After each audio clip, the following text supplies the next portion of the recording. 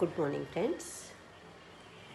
इस लेसन के हमारे अंत के 2 प्रश्न बाकी हैं जो आज हम ख़त्म करेंगे। स्वाध्याय का प्रश्न 4, कहानी लेखन। यहाँ आपको रूपरेखा दी गई है। रूपरेखा के आधार पर कहानी लिखनी है। वैसे कहानी की PDF में भेजूंगी, यहाँ सुनाती भी हूँ। आप अपने शब्दों में लिखने की कोशिश कीजिए तो बहुत अच्छा रहेगा। और फिर PDF से चेक करो कि आपका क्या रह गया है और कहाँ पर गलत है आप। बराबर। तो यहाँ रूपरेखा हमारी है।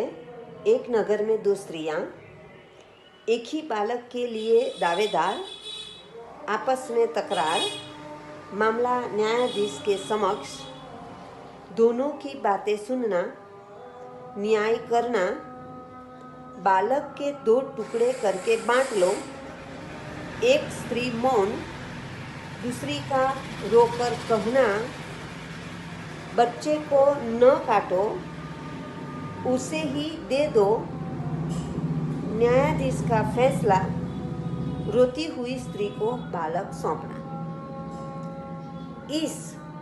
इतनी रूपरेखा पर से आपको पूरी कहानी बनानी है।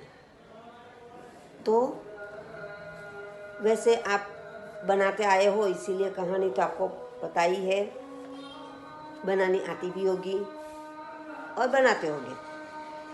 फिर भी आप सुन लो और अपने आप लिखने की कोशिश करो।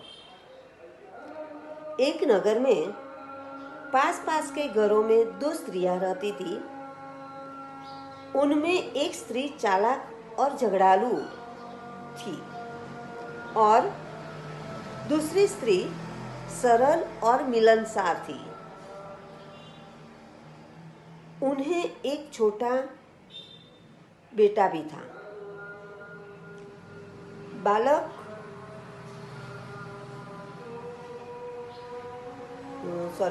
चालाक स्त्री को कोई संतान नहीं था। एक दिन संतान वाली स्त्री कुछ काम के लिए घर से बाहर गई।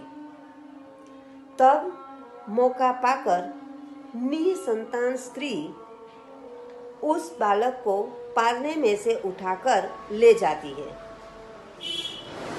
बच्चा गुम हो जाने से बच्चे की माँ बहुत दुखी होती है।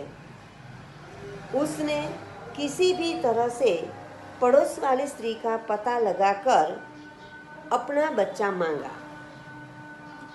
तब वह स्त्री इस बेटे को उसका बेटा बताने लगी और नहीं देने के लिए, जो चाहे करने के लिए कहने लगी। दोनों में बहुत झगड़ा हुआ। तब लोगों ने उन्हें न्यायालय में जाने के लिए सलाह दी। आखिर दोनों स्त्रियां न्यायाधीश के पास पहुंची। एक ही बच्चे पर दोनों का अधिकार देखकर न्यायाधीश ने अपने कर्मचारी से बच्चे के 2 समान टुकड़े करके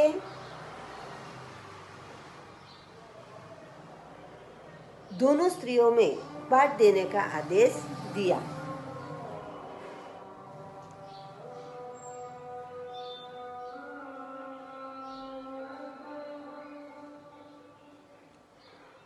स्त्रियों को एक टुकड़ा देने की बात सुनकर बच्चे की माँ रोने लगी। रोते रोते उसने कहा, हुजूर, आप बच्चे को मारिए मत, चाहे तो उसे ही सौंप दो, उसे ही यानी निसंतान स्त्री को सौंप दो। इस तरह मेरा बेटा जीवित तो रहेगा। इस बात से न्यायाधीश सच बात क्या है यह समझ गए और सच्ची माँ को उसका बेटा देकर निसंतान माँ को हिरासत में लेने की आज्ञा दी, यानी कि हुक्म दिया। अब सीख, आखिर सत्य की ही विजय होती है। सच में हम जो सच हो तो हमें डरना चाहिए नहीं, आखिर में सत्य की ही विजय होती है। अब इन्हें शीर्षक देना है तो शीर्षक क्या दोगे?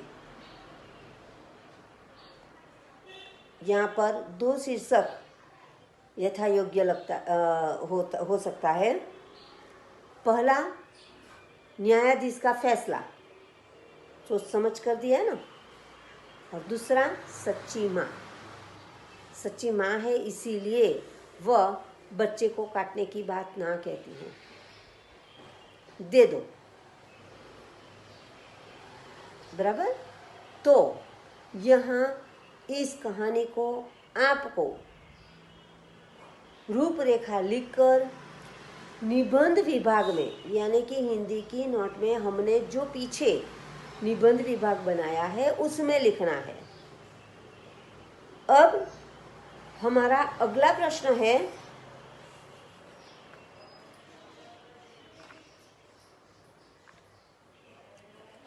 स्वाध्याय का प्रश्न 5, अधूरी कहानी पूर्ण करो। यहाँ पर हमें कहानी शुरू तो कर दी पर बीच में रोक दी, और रोकी हुई कहानी को हमें पूर्ण करनी है। कैसे करेंगे? तो कहानी क्या है? निम्नलिखित अपूर्ण कहानी को अपने शब्दों में पूर्ण कीजिए। मौसम में ठंडक बढ़ने लगी थी। माँ सोचने लगी कि इस साल ढेर सारे स्वेटर बनाकर बेचने हैं, जिससे अंकित की 10वीं कक्षा की फीस और पढ़ाई का खर्चा निकाला जा सके। अंकित के पापा नहीं थे, एक बड़ी बहन थी। अंकित अपने घर में समृद्धि लाने के लिए प्रतिदिन सोचता रहता है। अब हमें कहानी आगे बनानी है कि क्या किया होगा। मम्मी की इच्छा स्वेटर बनाकर बेचने की थी, फीस पूरी करने की थी, अंकित को पढ़ाना था। ये सब पूर्ण हुआ होगा कहानी में। तो यहाँ पर हमें कहानी मैं सुना रही हूँ, आप अपने शब्दों में लिखोगे, बराबर। तो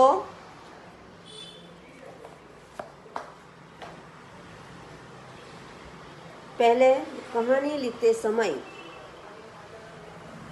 ऊपर जो प्रश्न के अंदर कुछ 3-4 लिटी की कहानी शुरुआत की है वह लिखनी जरूरी है। उसके बाद आप पैराग्राफ करके, यानी कि परिच्छेद करके आप कहानी शुरू करोगे। गर्मी में अंकित अपने मामा के घर आया हुआ था। तब टीवी पर केबीसी कार्यक्रम चल रहा था।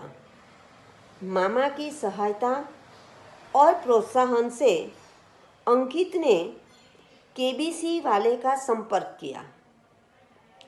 अंकित के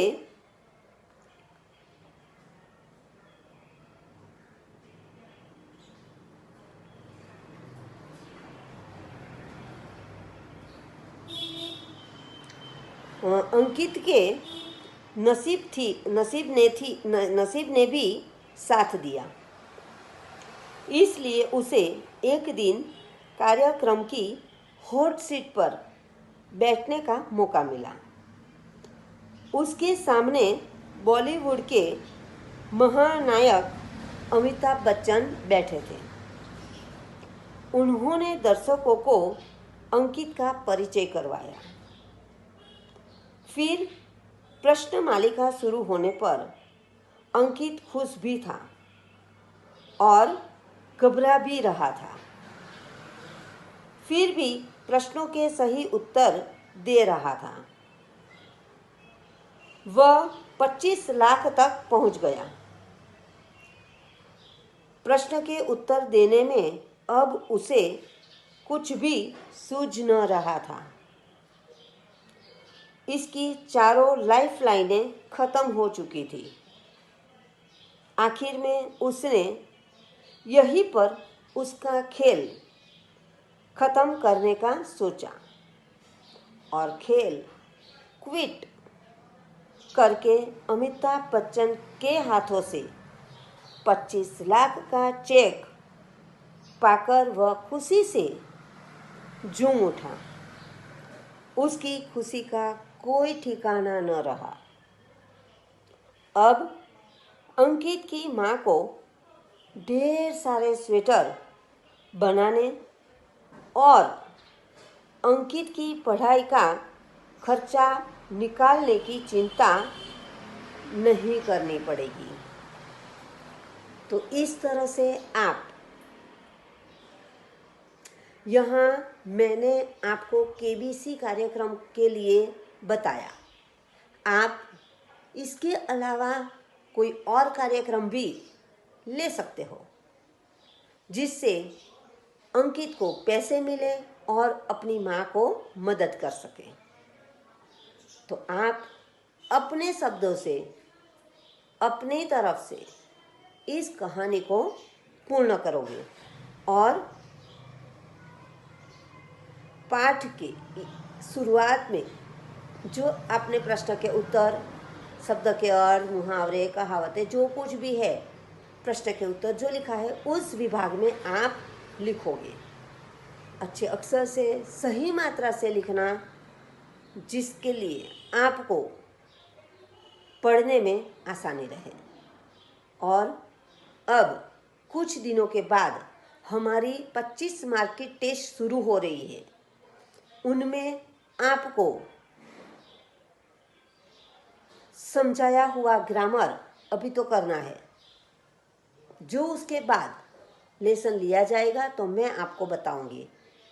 पर पहले तो आपको पूरा ग्रामर जितना भी लेसन वाइज समझाया है उस ग्रामर को आपको याद करके रखना है।